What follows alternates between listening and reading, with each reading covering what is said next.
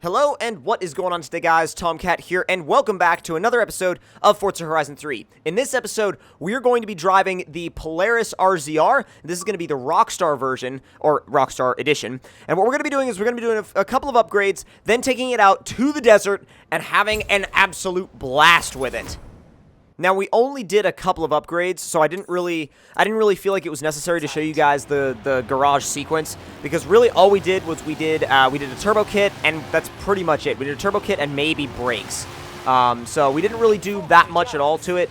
Just wanted to make sure it had a little bit more power to get up to speed a little bit quicker, but it does only have a, well, in Horizon 3, it has technically like a 1-speed gearbox. The only reason why it has a 1-speed gearbox is because in real life, these things have CVTs, and CVTs are kind of weird to replicate in Forza, so we just have one really long gear. But the thing is, when you have a side-by-side like this going 106 miles an hour, well, I should say a turbo side-by-side like this going 106 miles an hour, it's definitely very quick if you consider what you're driving, you know what I mean? It's not a slouch of any kind. So when you're driving it around the map, it's a bit of an interesting thing to drive, because you're not driving something similar to anything else Forza has ever had. You're driving something that's much smaller than usual, much more suspension travel than usual, and much more off-road oriented than usual. Oh, and that actually reminds me of the other thing we put on it, which was the off-road race tires. Which off-road race tires are basically a slightly grippier version of the actual off-road tires themselves.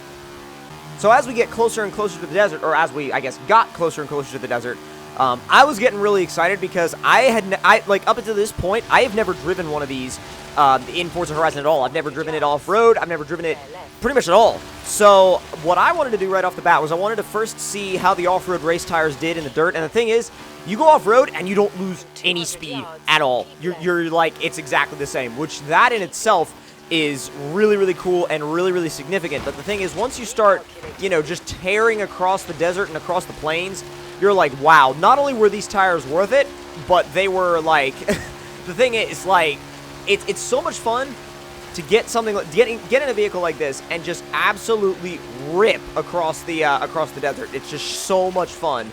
It's so much fun. And the fact that you have like a much longer travel suspension than almost anything else you've driven so far in the game, driving it in the cockpit view is a little bit weird at first, because you're like, it feels like it's gonna tip over, and then it's like, and then it doesn't tip over. So you're like, wow, that's pretty damn awesome. So we may have crashed into a solar panel field, a solar farm, whatever you want to call it.